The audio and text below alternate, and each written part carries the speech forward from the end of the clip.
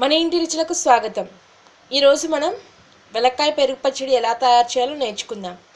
దీనికి కావలసినవి వెలక్కాయ, పెరుగు, గడ్డ పెరుగు, ఒక చిన్న కప్పు, చిటికెడు పసుపు, రుచికి సరిపడా ఉప్పు, 1 టీ స్పూన్ జీలకర్ర, 4-5 పచ్చిమిర్చి, కొద్దిగా కొత్తిమీర, పోపు కోసం 1 టీ స్పూన్ పోపు దినుసులు.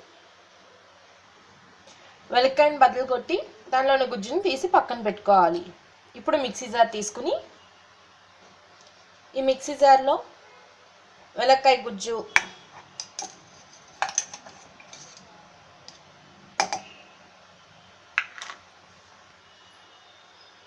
పచ్చిమిరపకాయలు,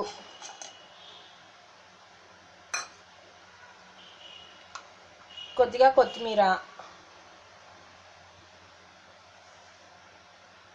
1 టీ స్పూన్ జీలకర్ర వేసి గ్రైండ్ చేసుకోవాలి. అవసరమైతే కొద్దిగా నీళ్ళు పోసి గ్రైండ్ చేసుకోవాలి.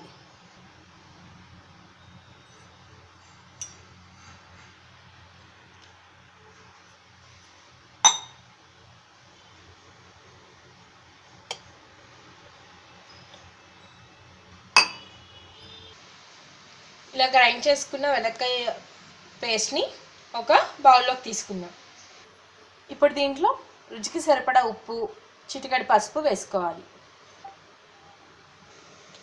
ఇప్పుడు దీంట్లో తగినంత పెరుగు కలుపుకోవాలి. ఇప్పుడు దీనికి పోపు పెట్టుకుందాం. స్టవ్ ఆన్ చేసి తాలింపు గట్టి పెట్టుకుని దాంట్లో 1 టీ స్పూన్ నూనె పోసి నూనె వేడెక్కిన తర్వాత 1 టీ స్పూన్ పోపు దినుసులు వేసి వేయించుకోవాలి.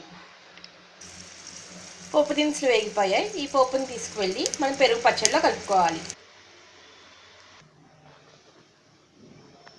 ఎంతో రుచికరమైన వెలక్కాయ పెరుగు పచ్చడి సిద్ధంగా ఉంది. ఇది జీరా రైస్లోకి, వైట్ రైస్లోకి చాలా రుచిగా ఉంటుంది.